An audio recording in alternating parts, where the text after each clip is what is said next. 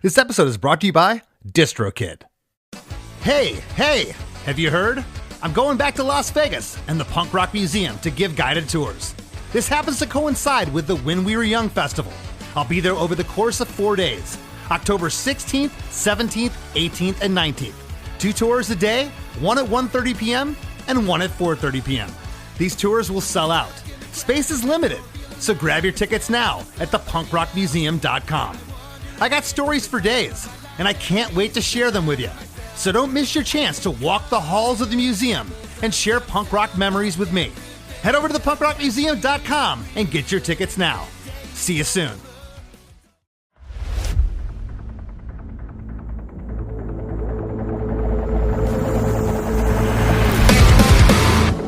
Hey everybody, today's guest is Beau Bokan, lead vocalist for the Phoenix, Arizona metalcore band blessthefall. Together, we rip back the curtains on the writing, recording, and inspiration behind the slammin' new single, Mallxcore, taken from their brand new album, 2025's Gallows. This song is intense. I was unfamiliar with producer Hiram Hernandez prior to today's episode, but wow, what a sound. Beau likened him to a mad scientist of sorts, and it's easy to tell, as the production is massive with tons of moving parts.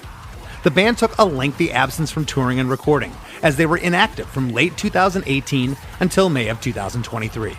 And Mallxcore is a play on that absence. A newfound yearning, longing, and appreciation for what they do flooded each one of them on a spiritual level, and not only rekindled friendships, but brought the band back together bigger than ever. The song is only 3 minutes in length, but it sounds twice as long. Not in a laborious way, but in a grand way. There's so much going on and packed into those 3 minutes. So for all this and so much more, don't touch that dial. Hey, have you heard? Chris DeMakes a podcast. Hey, have you heard? Chris DeMakes a podcast. Hey, have you heard?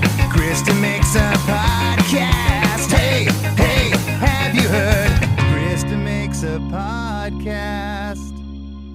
Beau, so you're an Orange County guy. I'm actually an East Los Angeles guy. I grew up in East LA. Okay, but you said you saw us in Orange County. You saw Less Than Jake and Blink way back in the late 90s, so I assumed this is before we started rolling that you were from Orange County, but it turns out you were from LA, actually. Okay. Yeah, no, and I think the venue was in Riverside.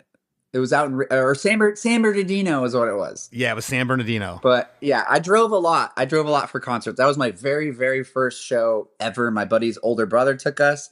I did my first crowd surf, my first circle pit, and it was all downhill from there. Well, my listeners here on the show have heard me say that Father Time is he's tough to beat. You're not gonna beat Father Time. The passage of time. It's been 21 years now since blessthefall formed in 2004, which to me seems like yesterday. I remember when the band came on the scene. Beau, you joined the band as the vocalist in 2008 before the release of the second album, Witness. Since then, you did Awakening in 2011, Hollow Bodies in 2013, To Those Left Behind in 2015, and Hard Feelings in 2018.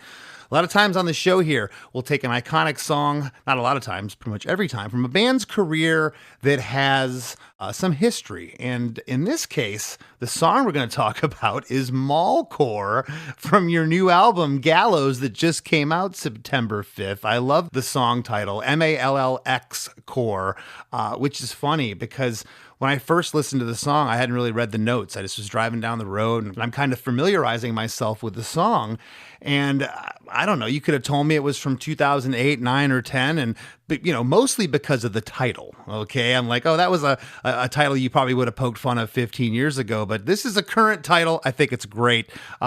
Tell me how Mallxcore came about. Yeah, I mean, it came about just kind of like all of our other songs, where our guitar player is the main music writer, kind of got with our producer, and they were messing with it. And I think it was just sort of in the midst of us deciding yeah, we are going to do a full length album. We didn't really know what our comeback was going to look like. We weren't quite back yet, so to speak. And we didn't know what was happening. So it was just in the midst of it all. We were just writing fun music, right? It was just let's write a blessthefall song. That's all kind of it was. And listening back, it's when the song's done, you're kind of like, oh, it's pretty basic. It's like it's a Bless the Fall song. It's got the big anthemic chorus. It's got the breakdown at the end that half times one more time. Mhm. Like it does all that fun stuff. So, it was kind of like no frills, just have fun with it. We're not overthinking it. We're not like, we need to write a sicker riff here, bro. Like it is what it is. It's super fun. And I something that like I knew the fans would enjoy. And basically like the title kind of just pokes fun at the like elite metal community who we've never been accepted by. We've done certain tours where the fans kind of laugh at us, because they're these like elite metal fans or whatever the case is. And so we've always kind of like hovered in this area of like, I love pop punk. I love, all sorts of different types of music. And I bring that to the table with the band, and we like Thrice and Killswitch Engage and all these other, and then we kind of make our music. And, it doesn't necessarily fit into like a certain category. There's the metalcore category, and even then some people were like, As They Dying's metalcore. These bands are metalcore. Like Mhm. you sing too much, whatever the case is. So the metal elite would call us mallcore. They'd be like, there's speed metal, there's death metal, there's doom metal, and then there's like Bless the Fall. Like, what are they? And they'd be like, oh, they're mallcore. Like their fans all shop at Hot Topic, and that's what And we just leaned into that. We're like, yeah, okay. I like having like I don't mind that. We've made a career on it, and it's what we love to do, and we have fun with it, and we Well, I take mean, you pride in guys, it. you So guys get the last laugh. The band's been around for 21 years, so if you can kind of have fun with yourself in a self-deprecating way, then why not? It seems like you guys are having fun. But this track, and I said a moment ago, I didn't know if this came out in 08, 09, and I didn't mean that you guys every record sounds the same. It's just I've talked about it a number of times on this show. By the time you guys came along in 04, digital recording and everything. Recording since then, it's hard to discern if they're 20 years old anymore. When you listen to something from 1980 in the year 2000, you knew it was from 1980, okay? And your productions just have sounded great. You mentioned producer. This song is so new, I couldn't find any info on who produced it. Who produced this album and this track? yeah, Hiram Hernandez did the whole album. We did 2 songs with Tyler Smith, but Hiram did the bulk of it. And he's done like the new As Late Dying. He did Howard Jones's new album, or like side project or new project, whatever you want to call it. He did that record, and he's done a bunch of other stuff here and there, and has a great ear for modern metal or music in general, and is super creative, is really fast. I think we love that he's just so quick when we're tracking. He'll get us back a mix, and we're like, dude, this already sounds amazing. Like, what the heck? So what else are you gonna do to it? I know, and like you said, like things have changed so much over the years, and how long would it take to record a song even in like 2004 and get that song back to a place that's like listenable? It's crazy. Yeah. Yeah, he's great. And Eric in our band is like I said, he's a main music writer, and he just has really kept, the sensibility of the band and like, what makes us, and been able to like keep that going, like it's, we like to obviously like update the sound. And What was Hiram's last name again, please? Hernandez. Hiram Hernandez. I'm gonna have to check him out. Yeah, this production it's insane. I don't know how you feel about it in terms, I think as bands, as artists, we always like our new stuff, not because we necessarily think it's the best. That's just where we're at in our life. It's new, it's exciting. You want to go play the songs. But when you heard this track back, what was your thoughts? It's just, it is so aggressive, and it takes your head off. Yeah. And that's, he was great for that. Like like I said, when we heard kind of like the first mix back, we're like, oh shit, okay, you're doing something crazy here. So we wanted to just update a bit, but without alienating the fans. I know there's a band at Warped Tour, and they're like, and I won't say who it is, but they're like on stage and just recently, and they're like, we wrote this for us, we had to do this for us, and like blah blah blah. I'm like, okay, like I get it. I understand you need to enjoy the music you're writing. Sure. But you're not buying your albums. Like somebody else is purchasing these records.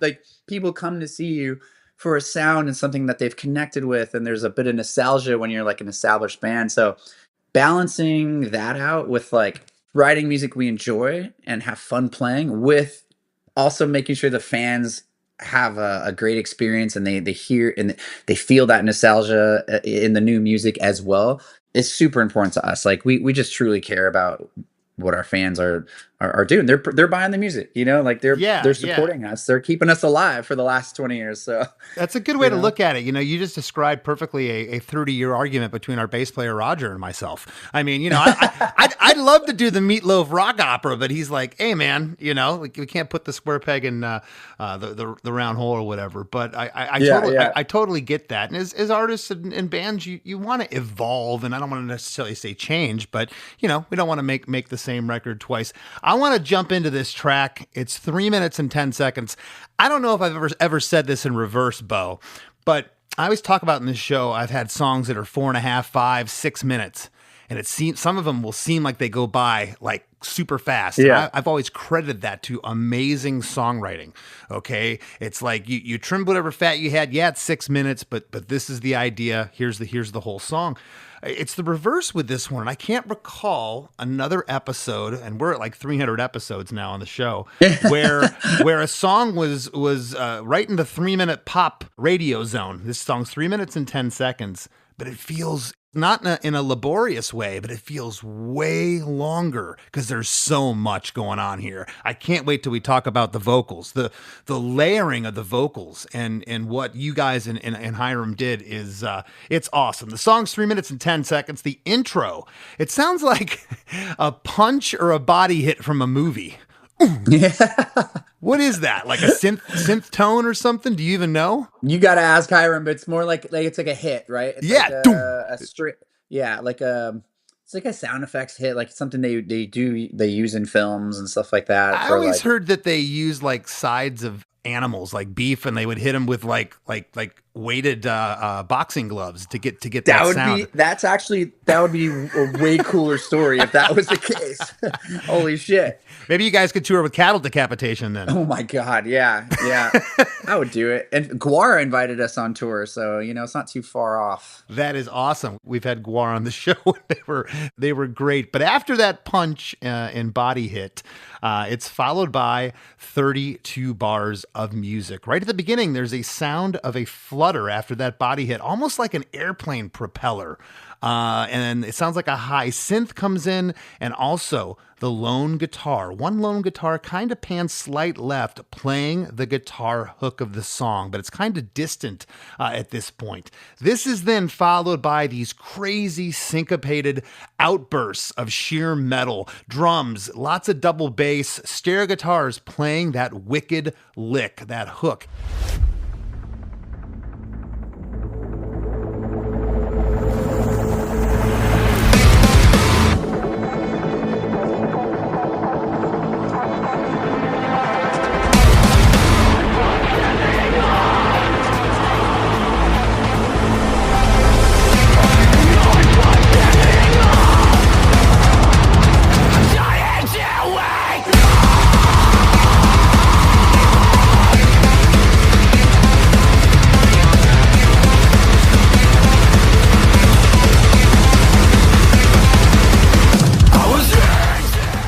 You know, you call the song mallcore.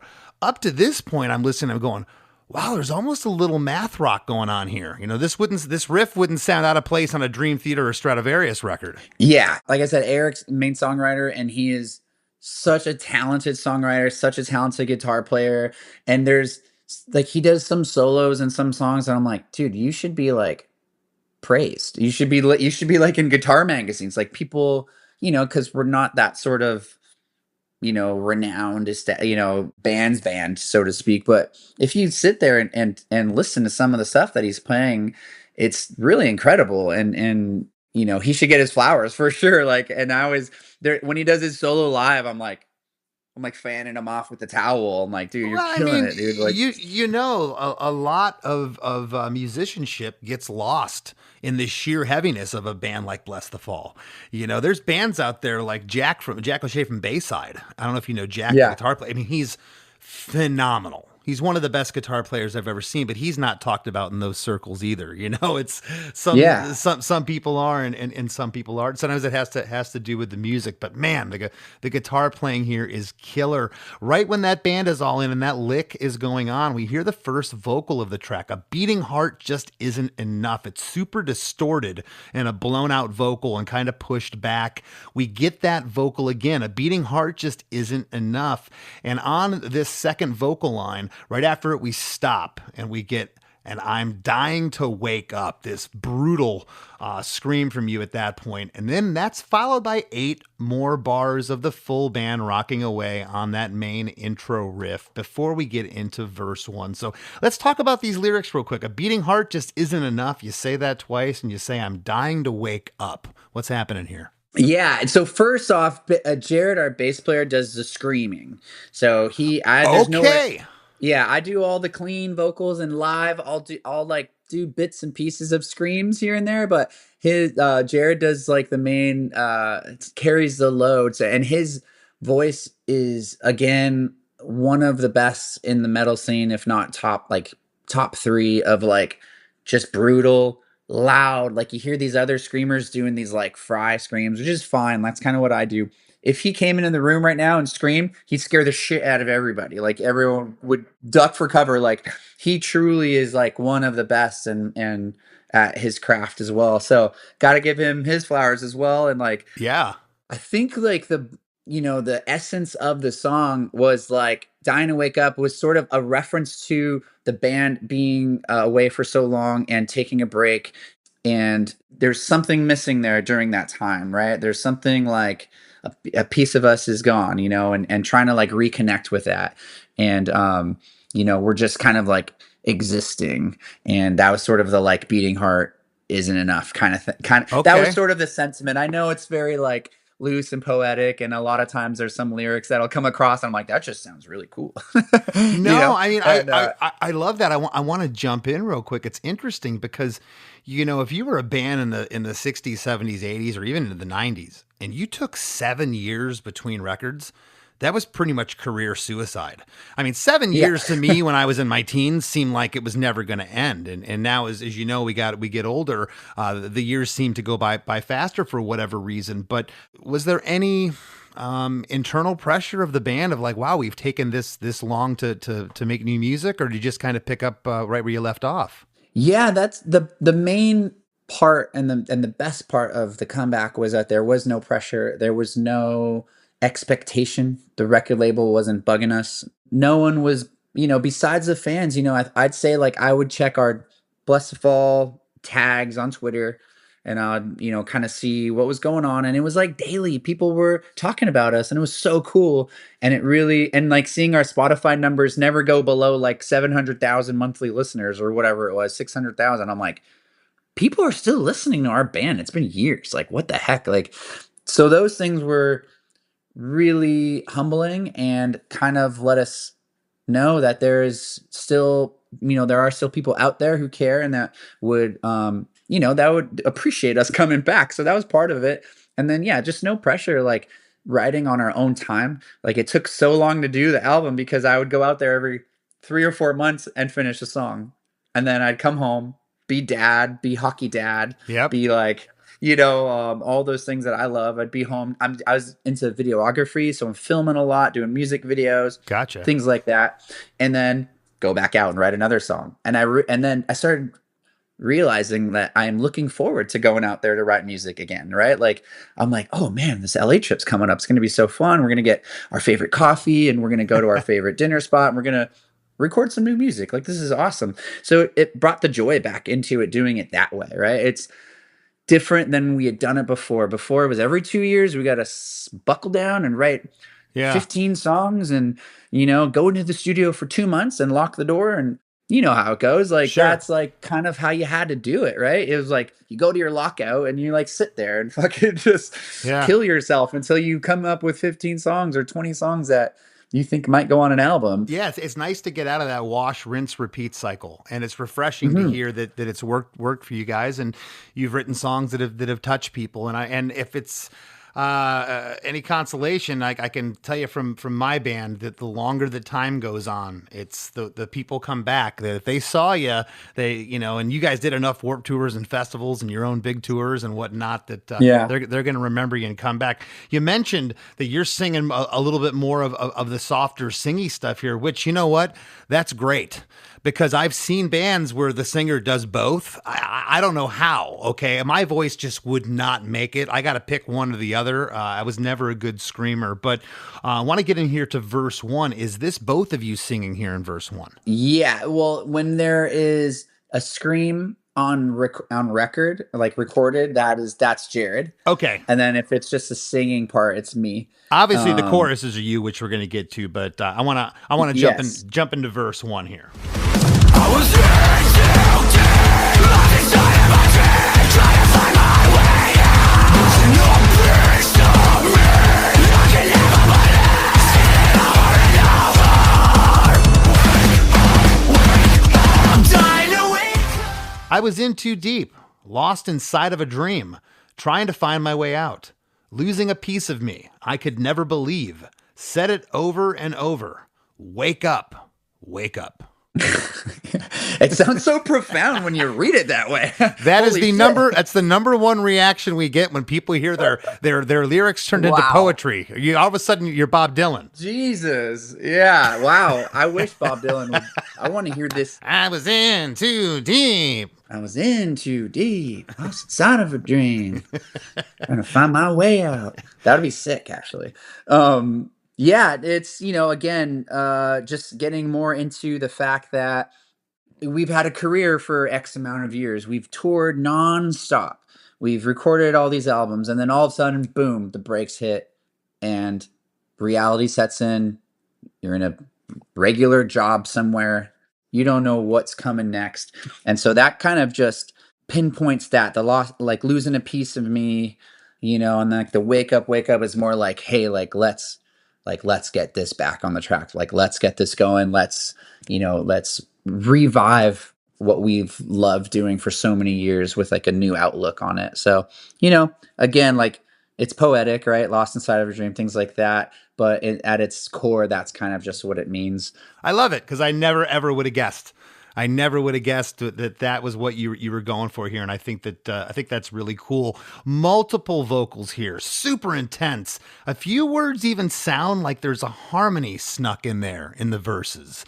I don't know if you know what I'm talking about, if that was intentional or if it's just when you were singing every once in a while there'd be a harmony snuck in. I think that's really cool. The full band is playing a syncopated groove together. Bass tone is ripping my head off. Such a great bite to it. It's distorted just enough with punch and clarity. Right after the line, said it over and over. We get a ting. It's a super clear hit of the bell on a ride cymbal. Was that done in the take or was that an overdub? Do you remember? That was done in the take, yeah. It was done in the take. It's so clean and perfect. Mm-hmm. It sounds awesome. I was like, I wonder if that's dubbed. It's very, very cool. And on the two wake ups, tons of stacked screamed vocals here. Sounds demonic almost. And it's a great setup for the scene change that happens in chorus 1 when we go to the melodic vocals. On the second wake up, there's a crazy snare fill that's completely locked in with the stereo guitars and bass guitars here. It's so cool. And then we get into chorus 1 at the 55-second mark. I'm dying to wake up. Just wanna reach you, but can't get through. I'm trying to make up the time that I wasted away. Yeah, should have been spent on making a memory, giving the best of me. Sorry it took me so long. I'm dying to wake up. I'm dying to wake up. I just want to reach you, but can't get enough. I'm trying to make up. I'm trying to make up. The time that I wasted away, yeah, should have been spent on making a memory, giving the best of me. Sorry it took me so long. I'm dying to wake up. Again, if you picture it as me singing to the band or to music in general and to the gift that we've been given of being able to be in a band and create music. And this is me singing to that, to that idea. I just want to reach, you can't get through. It's kind of like, you don't know when the band's coming back. We don't know when we're gonna be able to do that thing we loved again. When you go into dad mode and you get jobs kind of like you guys did, to step away from having some normality and maybe regular paychecks coming in to say, hey, we're all going to go back on the road. This recently happened with the Suicide Machines. They haven't toured in 20 years, and less than Jay, their singer, joked every night on stage that we we're part of the reason that we coaxed them out of retirement to come on the road. We've been begging them for the last 5 years, but there's a lot of uprooting that is done with that. Hey, we got to put the band back together, and I think that's really cool. Yeah, it's interesting. Like the way we write is I get the music, and then I do top line, I guess you would call it, and I'll come up with screaming rhythms, and I'll come up with singing and lyrics and melodies, and it's just interesting. Like not being a musician myself, like I can't play anything. I can kind of play the most basic drum beat you'll ever hear, but other than that, I cannot play anything. And so getting the music and sitting in my car and just feeling the emotion of it and going and just letting that take me and letting lyrics and words like bleh, like vomit out. And it's so interesting. It's so cool. And I think it's like it's just a different outlook on songwriting than when someone, and there's nothing wrong with it either way. I think like it's just different. Like when you're a guitar player and you're writing, or a bass player, or whatever the case is, and you're literally writing the music and writing the lyrics, and you know what the mood, you know what I mean, like you have like an idea. Like for me, it's just all emotion and feeling. I love that, because I would like to think that emotion and feeling are what drives me with songs. That's ultimately those goosebumps we get, the hairs in the back of your neck stand up. But I tend to write, because I write with a guitar, and I'll write in beats and segments and sections. I wish I could turn that off and just have that sound hit me kind of like it hits you. You're not analyzing, oh, this was how many bars to hear, or, oh, that guitar riff changes here, I should probably change my melody there. And sometimes you think of that when you're one of the musicians that's written the song. That's a great point that you brought up. Lots of cool stuff happening here in chorus 1. We get harmonies on I'm Dying to Wake Up, and we get a call and response, I'm Dying to Wake Up, backing vocal. I just want to reach you but can't get enough. We get a harmony on that, and then we get a harmony on the back half of that call and response again, I'm trying to make up. There's harmonies on the time that I wasted away. Yeah, should have been spent on making a memory, giving the best of me. Those are just lead vocals. I believe that they're doubled or tripled there still, but they're all in unison. And then Sorry It Took Me So Long. On Long, we get a great harmony that's held out there that is really cool. The band is in halftime. It's super heavy but poppy. Drums, bass, and stereo guitars, and another guitar panned off left. That synth, and there's some held out vocal pads placed sporadically throughout chorus 1 here. On the last line, I'm Dying To. That is just by itself. And then we get that flutter sound from the top of the song. That comes back in there before we get Wake Up screamed with an 8-bar re-intro.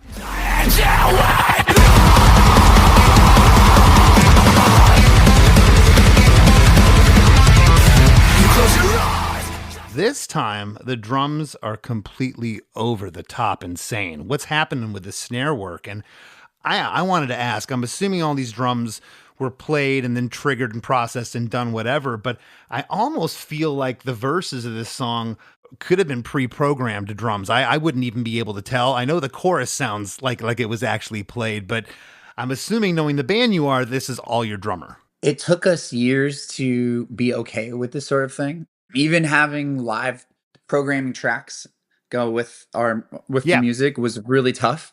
Coming from a punk rock world, I'm like, that's cheesy. Oh, it's not real. And you see other bands do it, and I would talk shit on other bands. I'd be like, dude, that's lame. Like, just play your instruments. And now it's like, it just completely create such a cool sound and atmosphere and add so much to the live show. Nobody was calling ELO out in the 70s or Queen for using backing tracks. If you weren't calling out those bands, you can't call out anybody else. Yeah, I know. And that's the thing. It's like, it was just, it was such an ego thing. You know what I mean? It was an ego thing. It was honestly, even going to a wireless microphone, I felt like I was a sellout. Right. I was like, holy shit, I've done it. I've gone full sellout. This is it. I've lost all credibility. And you realize, like, who fucking cares? Like, who cares? You're like, I'm not a game show host. I'm still the singer of blessthefall. This is going to be fun. Yeah. And like, my cable would just get wrapped around the guitar player's monitor and like pull this way. And everyone's like, dude, you just run around too much. Like, you just can't sit still, which is fine. Take this wireless mic. And I'm like, yeah. Okay. How many times have you pulled over a double Marshall stack with your microphone? I mean, Yeah, exactly. No, exactly. And like, there was a mic stand or something, and like my bass player's like, "What the fuck?" Hits him in the mouth. So they had to take me off the leash, so to speak. So that there's just things that you grow up and you realize that you have to adapt to just modern music in general. And I think one of them is like programming a lot of stuff, and it sounds cool, and it doesn't, you know what I mean? And it's like, you hear some bands that are doing way, way more than we are even doing. So I'm like, okay, that's fine. Let's just do it.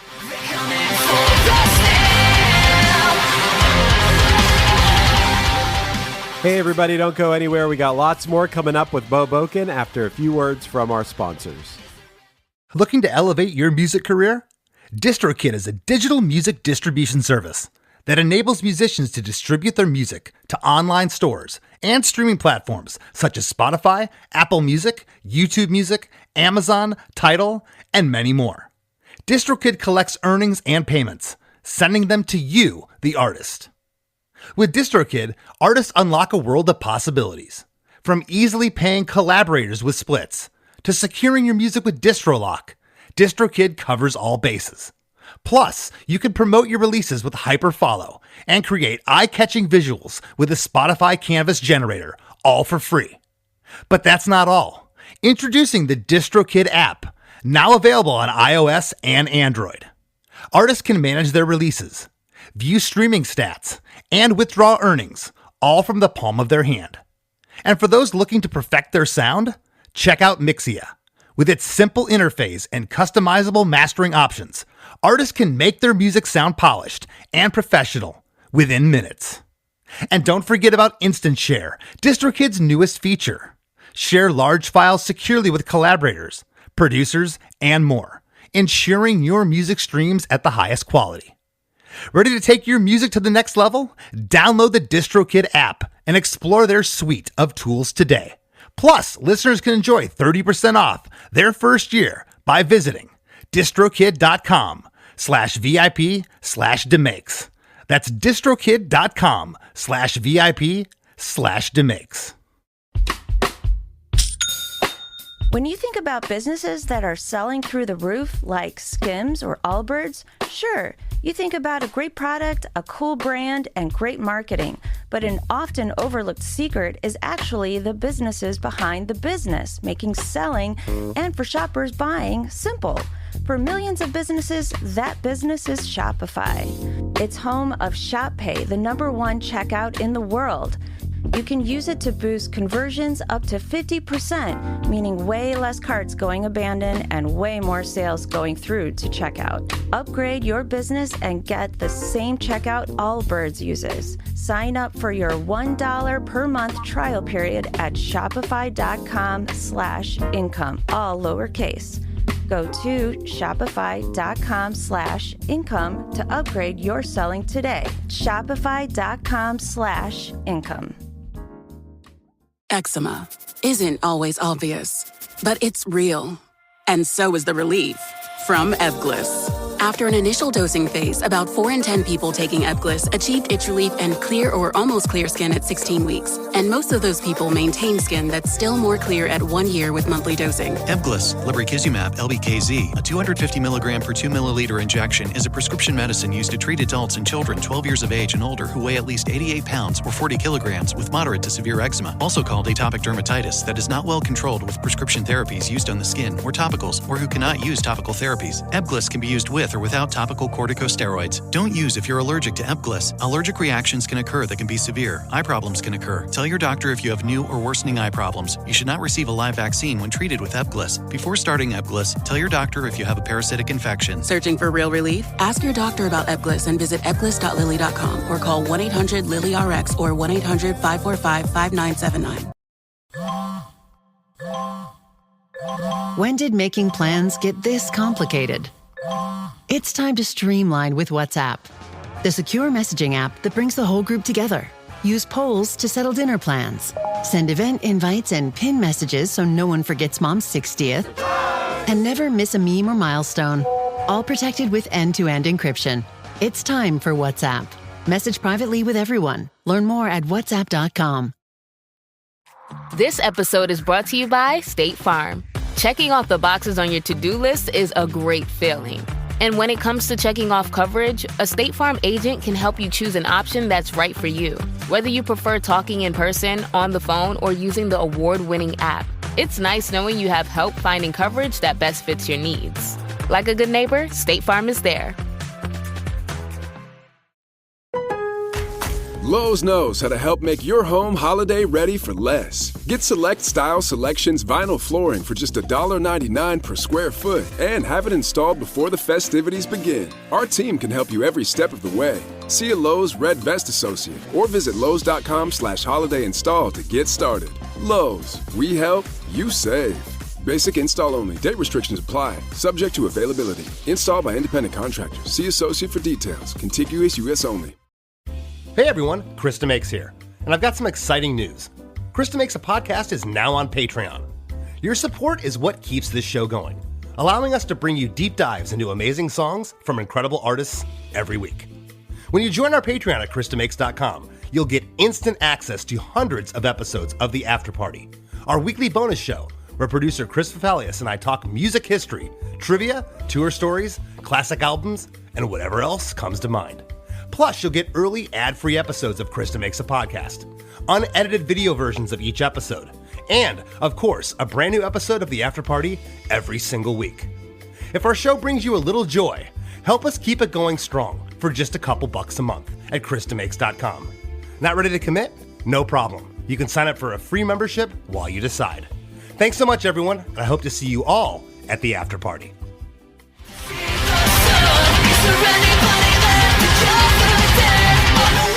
And now, back to the show.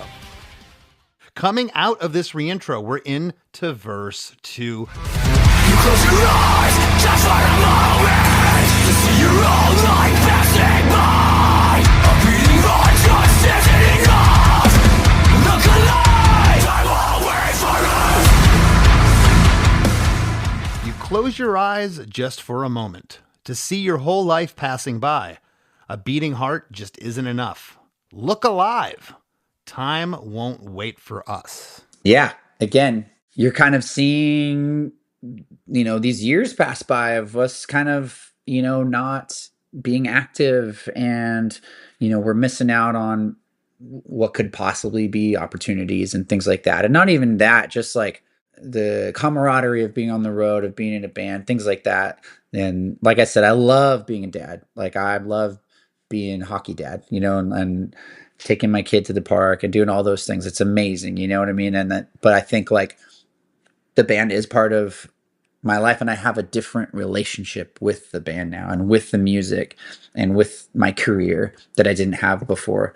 And I think it took going away and missing it. And the time won't wait for us. It's just like days are passing by. That's an interesting lyric because time did wait for you guys, but this is you. A little bit. This is you guys surmising, going, "Uh-oh, wait a second here. Time's not going to wait for us. We might come back at that uncertainty again of where do we stand? I mean, 7 years is closing in on a decade. That's a good amount of time from being away. Yes. And on the first 2 lines of verse 2, the lead vocal is sung over the band ringing out from the previous reintro, and an ambient note ring out that continues when the band comes in playing another groove. It's so killer. I call it the staccato stabbing here.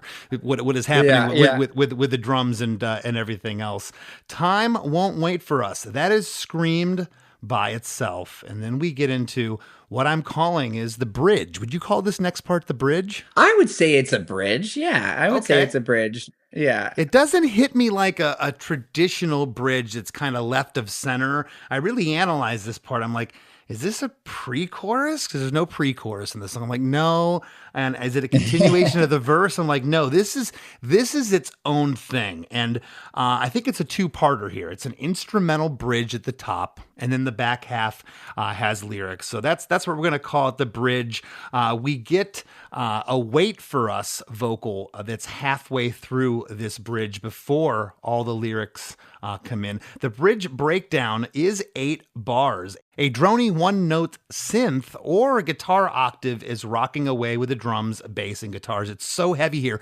Do you know if that's a synth or if that is like an octave guitar doing that drony ring out? No, I think that's guitar, actually. Okay. Yeah. Okay. Yeah. It's very drony and it's kind of pushed back, but it's just that single note that holds that tension there that is so cool. Yes. Sometimes the simplest things in music, it's just a 1-noter. I've had producers say, just play 1 note. And I look at them like almost with this puzzled look on my face. Like, what do you mean 1 note? They're like, go up to the E and just ding, ding, ding, just hit 1 note over and over again. 8 notes. I'm like, okay. And you listen to it back and what that does to the part, you're like, wow, it's just 1 note, but it provides that tension. It's very cool. On the line, you close your eyes just for a moment when the lyrics come in there. The drums, bass, and guitars are all in with the vocals. Here, again, it's super layered and powerful, these vocals.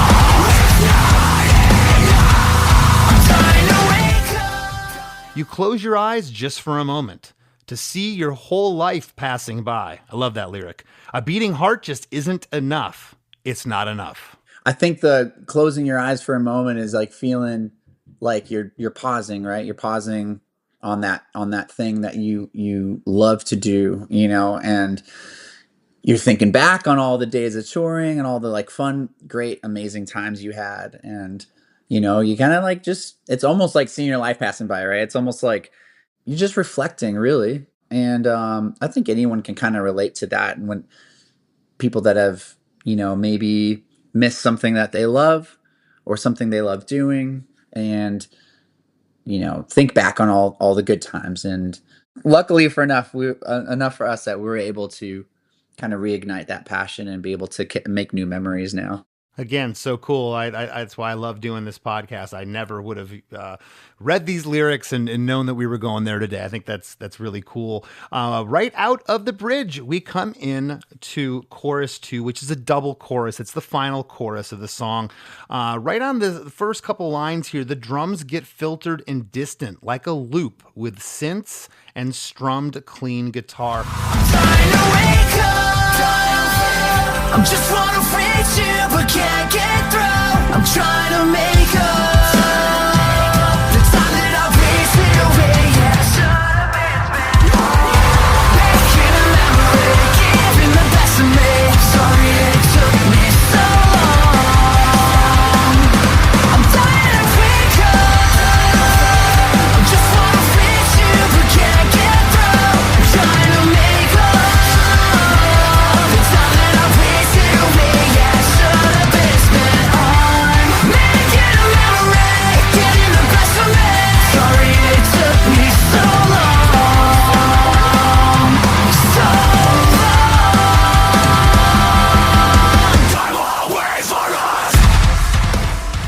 Same lyrics. I'm dying to wake up. I'm dying to wake up. That call and response. We got harmonies on that. I just want to reach you, but can't get through. I'm trying to make up. I'm trying to make up. This time, big toms come in, drum toms on that line that join with the loop. The time that on that lyric, the guitars and bass come back in on the line, wasted away, yeah. And then it should have been spent on is super spacey, ambient, and clean. It's a vocal just by itself there. I love that turnaround that happens there. And that's you on that line. Yeah. And then on the Making a Memory line, we get some layered vocals that are nicely tucked in the mix. Let's talk about those a little bit. You know, a lot of times when that's getting done, especially with someone, it sounds like Hiram is kind of a mad scientist, because I can tell what's going on with the vocals here. He's got it together. The vocals sound incredible. Did he have you go in and just be like, hey, sing these or sing that? Or was that you saying, I want to do some ahs here? Because a lot of times when I'll do that for a record with a producer, I get lost. I'm like, okay, I'll sing the ahs again. And like, you'll listen to him back and he'll chop them up. You'll be like, did I sing that? Well, kind of. Yeah. Yeah. I know. I that part's so funny. Like when they have this crazy mad scientist moment, and Hiram for sure had one of those. And, you know, and he's like, exactly what you said. Go up there and go, I'm like, okay, like this. Yeah. No. I'm like, all right. And he's like doing the timing with his hands. He's like, okay, good. You're good. Yeah. Now we're going to put a harmony on it. And now we're going to do, and you're like, wow, yeah, you're completely lost, right? I'm like, what did I just do? And then all of a sudden you hear it back and it's like this beautiful choir of angels behind you. And you're like, wow. That's me. No, it's all, and he's done other stuff with your main lead vocals here, like putting pre-delays and stuff on them that mesh into the next vocal that happens. It's just a great job that he did here. On Sorry It Took Me So Long, on the So Long, it screamed multiple lead vocals there. It sounds intense. And then we get on the back half of chorus 2. I love what happens on the first line here.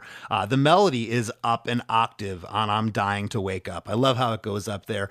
Is that an instinct, something that you just have in you, or did you remember Hiram saying, "Hey, get in there, let's give it some extra pizzazz here on the last chorus"? Yeah, I think it's just an instinct that we have. Like, I think it's sometimes it's like everyone's just on the same page, and we're like, "Oh yeah, here it comes," and like, okay, let's go here with it. You know what I mean? It's like it's got to lift a little bit. So I can't pinpoint the exact moment, but I feel like something like that was just like, here comes the next chorus. It's got to lift. It's got to do, or like, it's got to do something a little different than the first one. It's then you could throw some pizzazz on it. You know what I mean? Right. Like, we're not a super pizzazzy vocal band. So when I can kind of have fun and do some like very like light runs with things, I love to do it. I'm not that kind of like naturally gifted singer, and it takes a little bit longer for me to warm up my vocals to sound good live and to come up with melodies that I'm like, whoa, that blew my mind. Like, it takes me a little bit longer. I can't just go in there and freestyle it. I think you just came up with a band name in another universe for a 90s third wave ska band, Pizzazzy. Hopefully that never comes to fruition. I don't want to hear them. My God, that's so funny. I love that. Pizzazzy, the new Southern California third wave ska band. Well, the second half of chorus 2 here, the band comes out of the halftime groove here. The main guitar hook comes in here on the back half of chorus 2. That main hook guitar lift comes back. On I'm Trying to Make Up, we get those call and response vocals again. And then on Making a Memory, another guitar lick comes in panned off left. The band also goes back to halftime here. And that guitar panned off left, it joins the party here on the back half of chorus 2. And then we get on the Took So Long line. It's a distant call and response, but it's a scream. So again, the intensities of the screams and where they're placed and the call and responses, they're not all at one level. There's some cool mixing going on here. I like how they hit me sonically. It's not all just killing you each time it happens. And the ones that do rip your head off, they're perfectly placed. I love it. On the last So Long, it's big, clean vocals with a harmony held out. Let's talk about that a little bit, kind of the end of the verses here, or the end of choruses. It's just this guttural scream. And here it's this kind of pretty harmony that happens before we go into the outro. Was that a conscious effort? Yeah. We wanted this like thing that carries on towards the end, and almost like a crescendo, and that's just kind of part of it with the cool layered harmonies in there. And again, like it's one of those things that I feel like is our brand, is to do these like really beautiful choruses and singing and melodic parts, and then couple it with like a insane, disgusting, breakdown or something, something similar. I think that had to happen that way, because when we get into the outro, the time won't wait for us is by itself. And again, it's taking your head off, and it's 4 bars of that crushing bridge groove that is your outro here. That crazy crash cymbal is it's just super loud and present. On a beating heart just isn't enough on this line. Then it sounds like the whole production almost falls apart in the coolest of ways. I don't know if the drummer breaks into 6/8, but it kind of goes into a different time signature for only about a couple bars. And then you say "Look Alive." It's a full-on scream, the "Look Alive," and then it's dun-dun-dun-dun, dun-dun-dun-dun, and the track is over. The band all hits together at the end. Wait for us!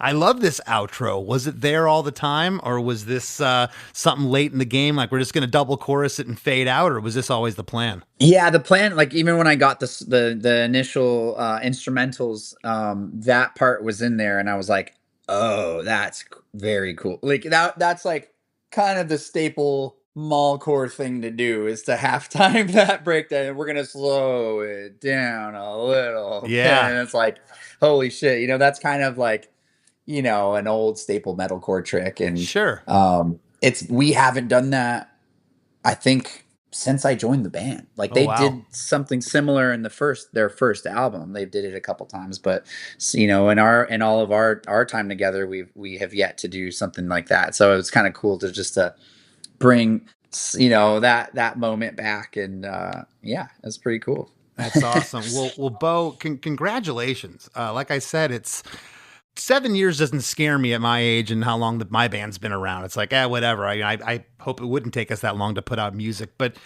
you guys kind of had a little bit of an uncertainty enough that you wrote a song about it. That's the lead track off the brand new album, Gallows, that came out just a couple weeks ago, September 5th on Rise Records. What's coming up with the band before we split here? You got anything you'd like to tell the listeners? Yeah, we have our tour coming up, but when this comes out, that tour will be happening. Okay, perfect. At this point, we will be only like maybe 10 days away, 10 shows left of the tour. So it's a headliner, and we're going out with Miss May I, Colorblind, Dark Divine, and we have a couple special guests in a couple other cities. So hopefully it'll just be a good time. We'll be playing Santa Ana at the Observatory. Yeah. And on the 9th, I believe, of October. And hopefully you guys have purchased our record, and I say purchase, I mean streamed, and and hopefully you'll be able to make it to one of our shows, and hopefully the tour's going good. Awesome, man. Well, listen, thanks for carving out some time for us today. We really appreciate it. Of course, man. It was a blast. Thanks for having me. I really appreciate it. It is very cool to connect and even like catch up about, some of get some nostalgic moments spoken about.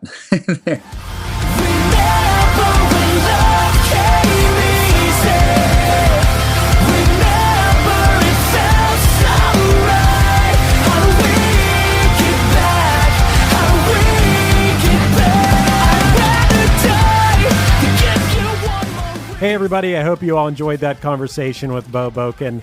The song you were just hearing is Fell So Hard, Felt So Right from the new Bless the Fall album, Gallows.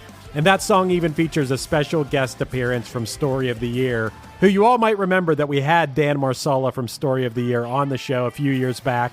If you haven't heard that episode, go check that out. And of course, check out the new Bless the Fall album. But don't go anywhere. We have lots more Chris DeMakes a Podcast coming right up after a few words from our sponsors. More rewards, more savings. With American Express Business Gold, earn up to $395 back in annual statement credits on eligible purchases at select shipping, food delivery, and retail subscription merchants, including the $155 Walmart Plus monthly membership credit and $240 flexible business credit. Enjoy the benefits of membership with the Amex Business Gold Card. Terms apply. Learn more at americanexpress.com/business-gold. Amex Business Gold Card. Built for business by American Express. Does it ever feel like you're a marketing professional just speaking into the void? But with LinkedIn ads, you can know you're reaching the right decision makers, a network of 130 million of them, in fact. You can even target buyers by job title, industry, company, seniority, skills, and did I say job title? See how you can avoid the void and reach the right buyers with LinkedIn ads. Spend $250 on your first campaign and get a free $250 credit for the next one. Get started at linkedin.com/campaign. Terms and conditions apply. At Blinds.com, it's not just about window treatments. It's about you, your style, your space, your way. Whether you DIY or want the pros to handle it all, you'll have the confidence of knowing it's done right.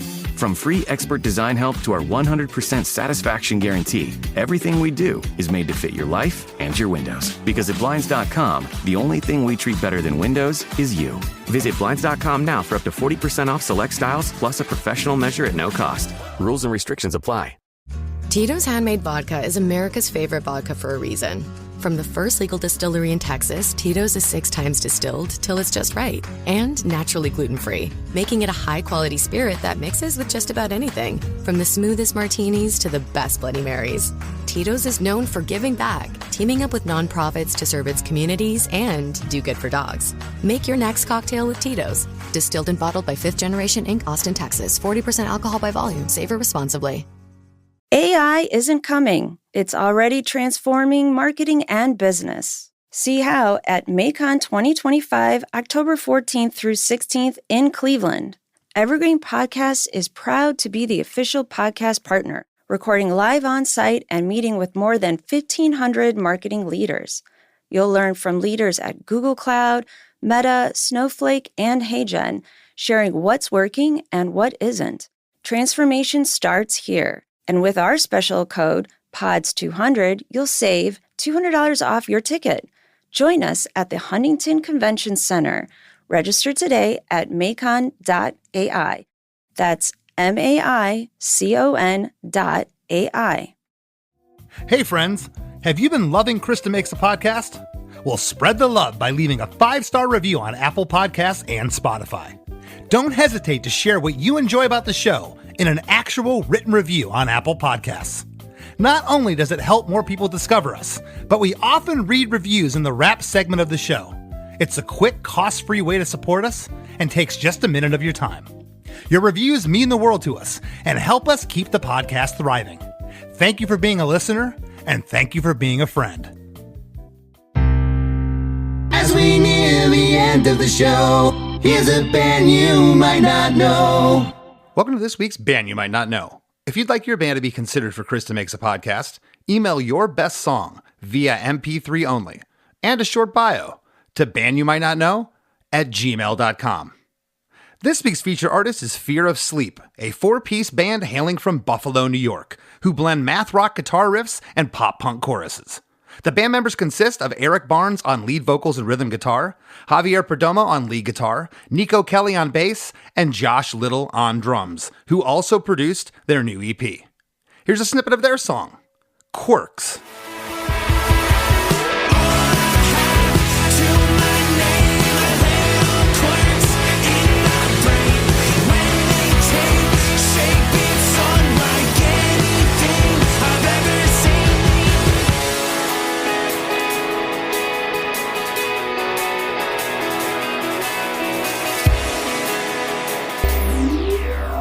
The Wrap with Chris and Chris.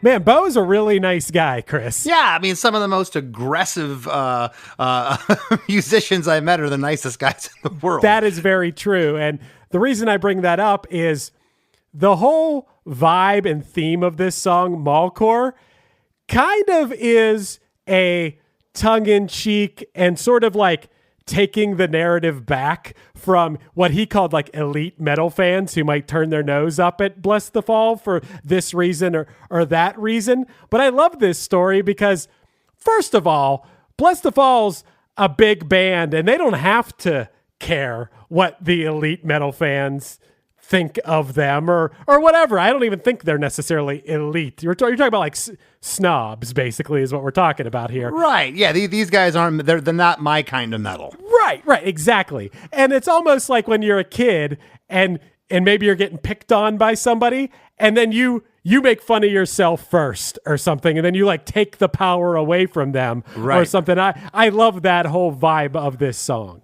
Yeah, it's like, you got a big nose and you walk into the classroom first day, like, everybody, I got a big nose, deal with it. It's like it kind of deflates the situation a little bit. It's like, okay, I don't want to make fun of Johnny. He already gets it. Right. Yeah, something like that. Also, he got into something early in this episode that you have experienced, I have experienced. It's that balance when you're writing new music. The balance of writing something that you enjoy and is from the heart, but also what people want from you. You've established a sound with your band, with your music, and you know that people expect something in that ballpark.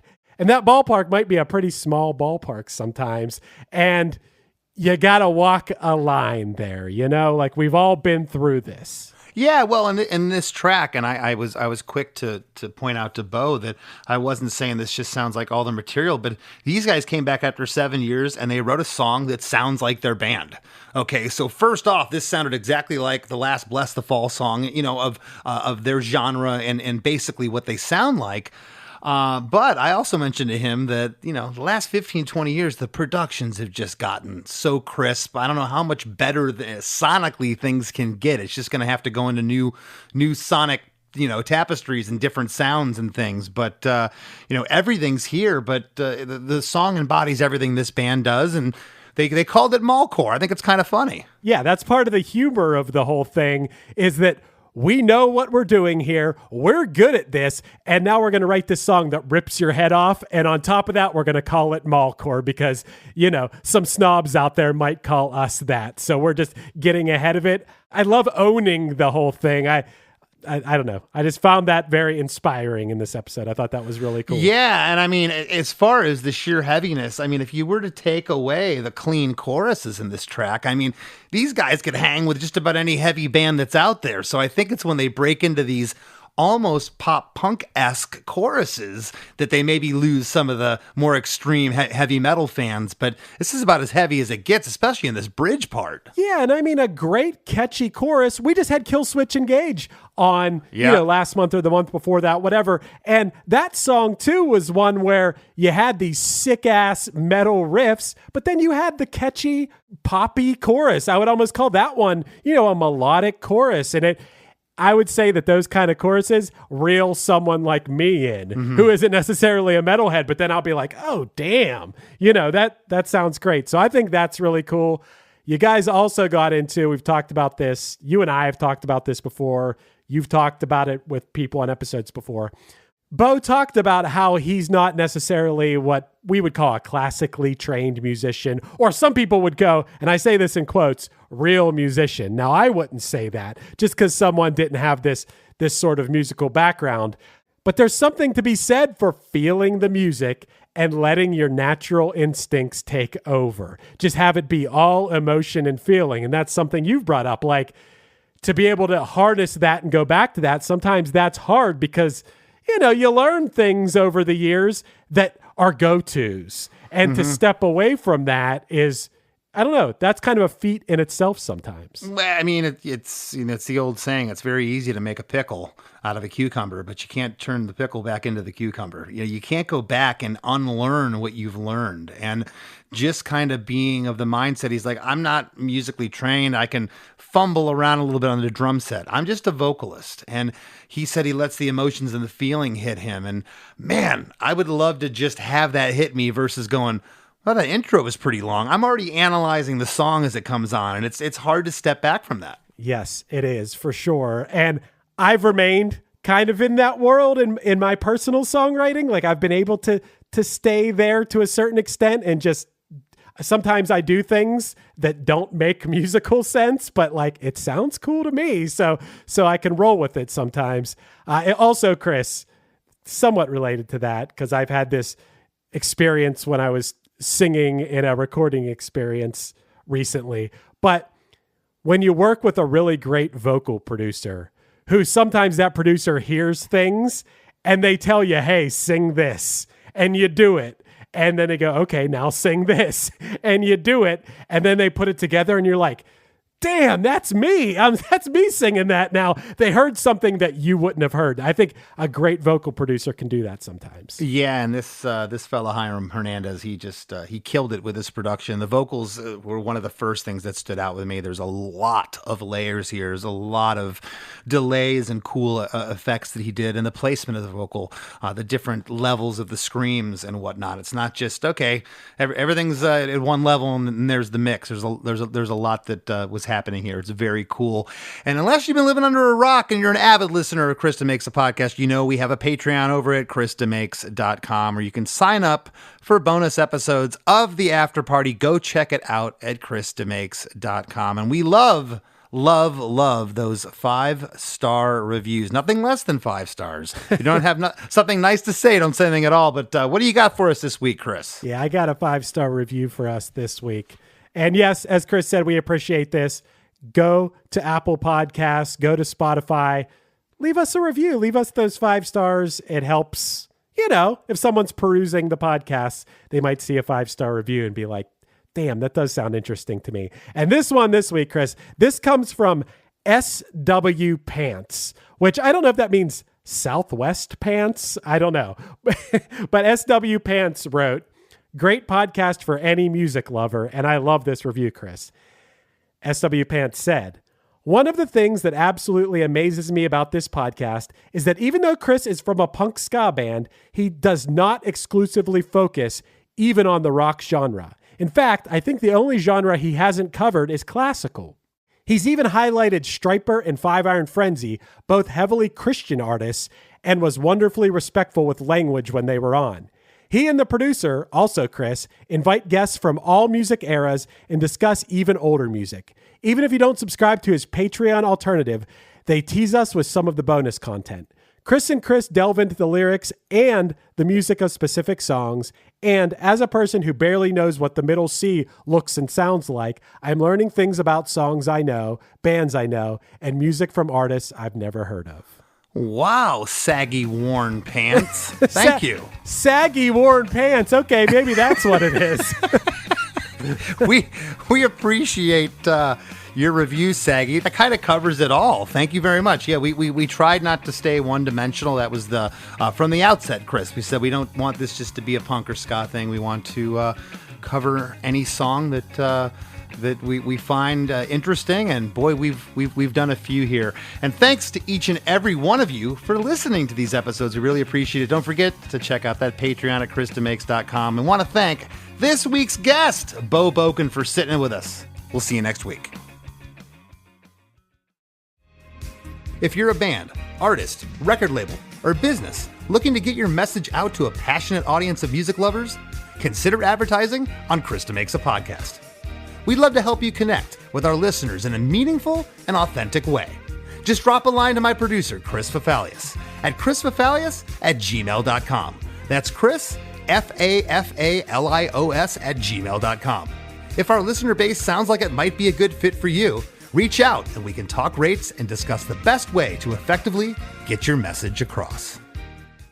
Hey, I'm Chris Fafalius, producer of Chris DeMakes a Podcast, and also host of One Hit Thunder.